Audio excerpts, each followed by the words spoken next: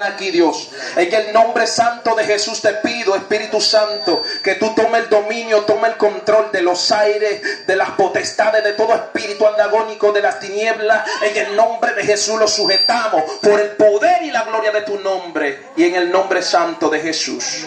Te puedes sentarse en esta noche, aleluya. Yo he entendido algo, hermano, y es que yo tengo que sentir tu guerra. Yo no sé por qué el Señor, cuando estaba orando ahí, puso esta palabra en mi corazón. ¿Sabe algo? Quizá cuando el pastor estaba diciendo algo, el pastor salió y fue a predicar en aquel lugar, y el pastor salió de la iglesia, pero la congregación, nosotros los que estamos aquí, ¿cómo quedamos? ¿Qué pasó cuando el pastor salió a hacer aquella encomienda del Señor? No sé por qué el Espíritu Santo me está metiendo por aquí, pero debemos de entender algo, que uno de los mandamientos que agarra nuestra vida del cielo es amar a tu prójimo como a ti mismo. Y la Biblia nos enseña con este mandamiento que si nosotros amamos a nuestro prójimo como a ti mismo, yo debo de sentir la guerra que tú tienes. Yo tengo que ponerme en tu espíritu, tengo que ponerme en tus zapatos y entender que tú no estás peleando solo, que yo tengo que hacer algo, y porque el Espíritu Santo me está dando a entender que si tenemos un mismo espíritu, entonces yo estoy sintiendo lo que tú estás sintiendo. En la iglesia primitiva y en aquellos tiempos esto estaba sobrenatural en el pueblo, abundaba en el pueblo, los que servían a Dios, esto abundaba entre ellos. ¿Sabe por qué? Porque se tenían el mismo espíritu, el Espíritu Santo estaba allí y daba testimonio uno de otro, y al frente de mi hermano yo daba testimonio de mi hermano y mi hermano daba testimonio de mí. Entonces, ¿qué sucede? El Espíritu Santo sobreabundaba en aquellos tiempos, y este mandamiento se cumplía. Hoy en día, a veces tú ves a tu hermano pasando por una situación muy precaria, muy adversa, una guerra espiritual tremenda, y no somos capaces de decir gloria a Dios. Estamos delante de Dios pidiéndole al Señor que quite y que limpie el camino de mi hermano. ¿Sabe algo? Yo debo de entender de que la presencia de Dios está en mí. Me va a hacer entender por la situación que tú estás pasando. Cuando yo doble de mi rodilla, yo debo de sentir que tú estás guerreando con un demonio, con algo que te está haciendo la guerra, y yo entrar en medio. ¿Sabe algo? El cristiano y la persona que alaba a Dios y que sirve a Dios verdaderamente, ¿sabe qué va a pasar? Los dardos no van a pasar frente a ti sin que tú puedas percibirlo. Los dardos que van a golpear la iglesia, que van a golpear mi hermano, no van a pasar frente a ti sin tú sentirlo y detenerlo antes que llegue. Él, alguien que se levanta y dice, oh Dios mío, en el espíritu dice, pero ¿qué está pasando con mi hermano? Voy a mencionar un nombre, no por solamente mencionarlo, con mi hermano Julio. ¿Qué está pasando? Sentí que un dardo pasó, pero ven acá, en el nombre santo de Jesús voy a detener lo que está el diablo tramando contra mi hermano.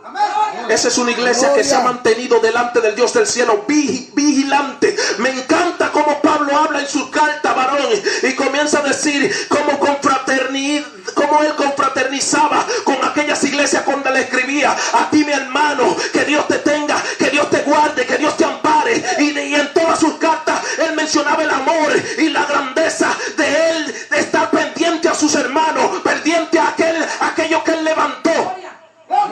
Gloria. Hoy en día Dios nos entrega las almas y nosotros no sabemos qué está pasando, qué está sucediendo con ellos. ¿Por qué no permanecen? ¿Por qué no están aquí? ¿Por qué no están adorando? ¿Por qué no están alabando? ¿Sabe algo? Nosotros somos los que nos mantenemos con la llama encendida delante del Dios del cielo, con aquella fogata que no se apaga. ¿Sabe para qué? Para que los dardos del enemigo no granjeen las almas que Dios le ha entregado. Esto es algo muy importante, hermano. Gloria al Señor. Seguir a Jesús es algo que lleva peso. Es algo que no es algo simplemente solamente con venir a la iglesia.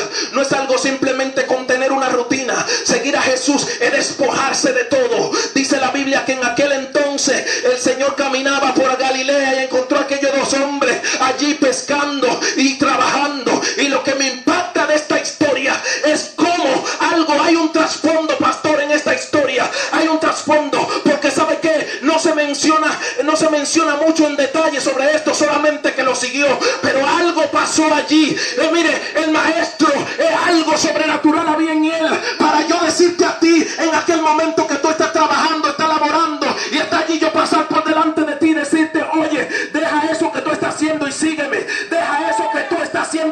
escúcheme, algo poderoso estaba dentro de Jesús, algo poderoso había. Él era el Nazareno, era el que iba a derramar su sangre en la cruz del Calvario. Él era el único que podía darle algo sobrenatural a aquella gente, algo que cambiaba su futuro. Aquellas reses, aquellos peces no iban a hacer algo sobrenatural en Simón, en Pedro, no iban a hacer algo sobrenatural en su vida. El que lo llamó y le dijo, ven en pos de mí, es el único que iba a cambiar su vida.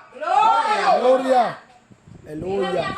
¿Qué hubiese pasado si aquel hombre no hubiese seguido a Jesús? ¿Qué hubiese acontecido si aquel hombre no escucha la voz del maestro? ¿Dónde estuviera? Quizá en alta mar se hubiese ahogado. Quizá la red nunca iba a pescar y a tener una vida. Quizá que pudiera decir, me complazco de la vida que he tenido. Gloria al Señor. Gloria a Cristo. Gloria a Dios. Y es lo que está pasando en este tiempo. En este tiempo Jesús te está llamando y te está diciendo, oye, sígueme en pos de mí. Este es un mensaje que usted quizá dirá, este es un mensaje quizá para los impíos, pero no. Lo que sucede es que a veces hay muchos de nosotros que estamos en la iglesia, pero no estamos siguiendo a Jesús. Hay muchos que estamos aquí y no estamos siguiendo a Jesús. Lo que se dice en esta historia es algo sobrenatural. Mire, aquellos dos hijos estaban con su padre allí trabajando. Dejar a su padre, dejar su familia, era un compromiso muy grande, era un despojo muy grande para seguir a una persona que tú desconocías, que tú no sabías quién era. Gloria al Señor. Tremendo. Y hoy en día se nos hace tan en poco nosotros por cualquier cosa dejar de adorar a Dios. Por cualquier tormenta, por cualquier problema, dejamos a Dios. Por cualquier cosita que se presente en nuestras vidas, nosotros dejamos de invocar al Dios del cielo. Parece que se nos olvida todo lo que Dios ha hecho en nuestras vidas y dejamos todo lo que Dios nos ha dicho y todo lo que Dios ha hablado de nosotros en un stand-by ahí para después volverlo a agarrar. Y así vienen años y pasan años y nunca vemos realmente el propósito de Dios en nuestras vidas. Bendito sea el Señor. Gloria a Dios. Gloria.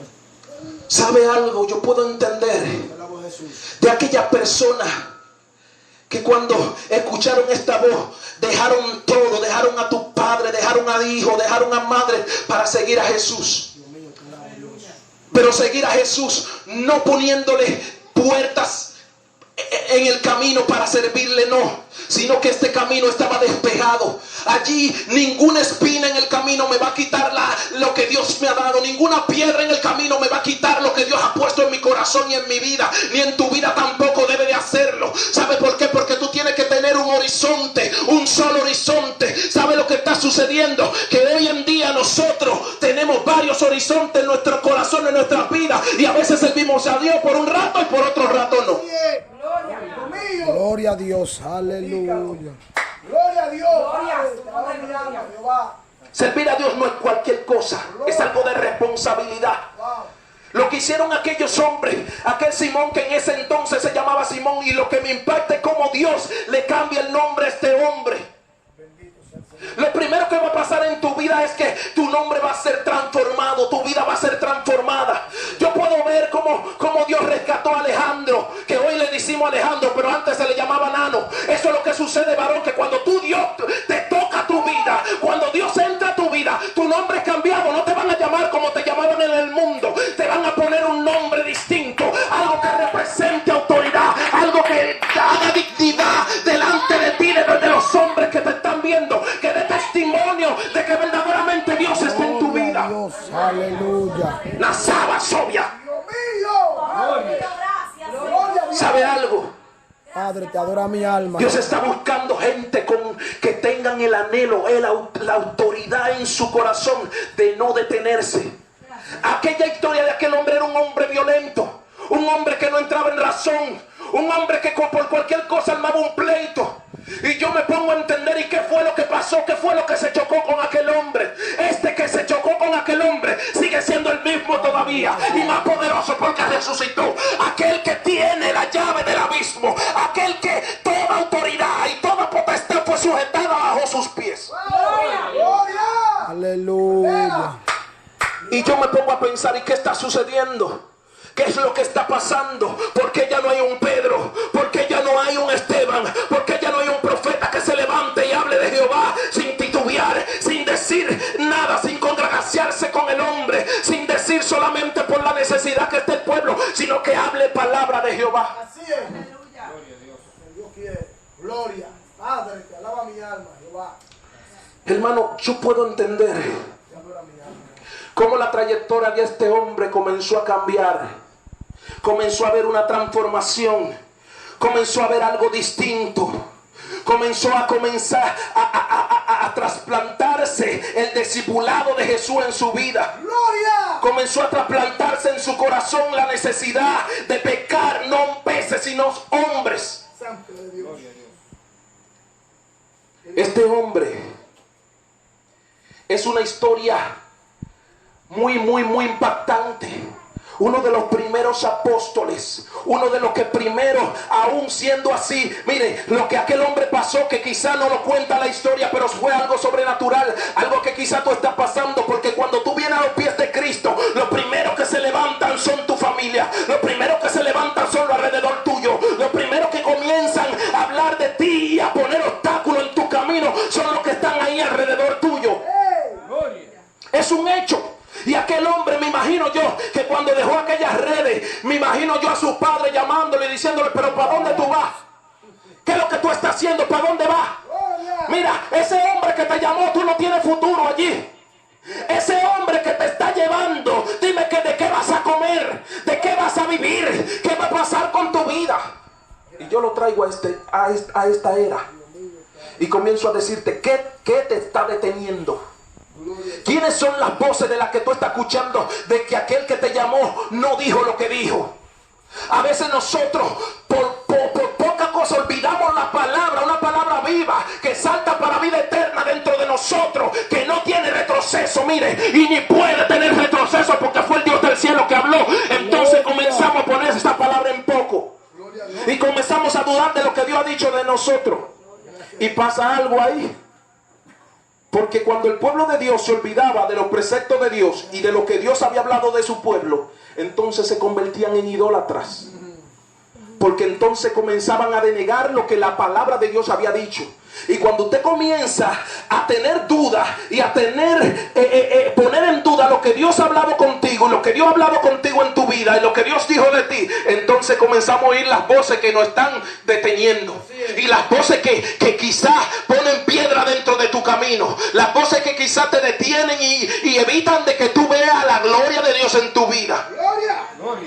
Hubieron muchas voces que detenieron a Pedro. Hubieron muchas voces que se levantaron en contra de él. Hubieron muchas cosas que acontecieron en la vida de aquel hombre que comenzaron a detener el camino que él tenía.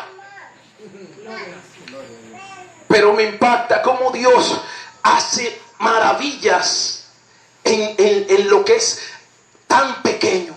¡Gloria! Aquel hombre no tenía letra, dice la Biblia. Aquel hombre era como Moisés, de poco hablar. Aquel hombre quizá no tenía una influencia como Pablo, ¿verdad, pastor? Que no. Aquel hombre no tenía una influencia como Pablo, pero mira cómo Dios puso a este hombre casi a la par ahí con Pablo, como estos dos grandes apóstoles. Y me impacta la vida de Pedro. ¿Por qué me impacta? Porque Dios hace cosas grandes con cosas que tú piensas que es pequeña. Por eso yo digo algo, yo no menosprecio a nadie. Por menos que sepa hablar, por menos que sepa cantar, yo no estoy aquí para eso. A veces quien menos tú piensas porta una gloria tan grande que tú en tu vida nunca la vas a llevar. Y por eso es el problema, de a veces de la crítica, de yo hablar del varón de Dios, de yo hablar de la sierva de Dios. Ese es el problema, que tú no sabes quién tiene a Dios, tú no sabes quién está en la intimidad de Dios. Tú ves lo de afuera, tú ves quizás como una vida secular esta persona tiene. Y eso pasaba con Pedro, que quizás mucha gente lo veía normal, pero Dios tenía un acercamiento al maestro. Pedro siempre estaba cerca del maestro.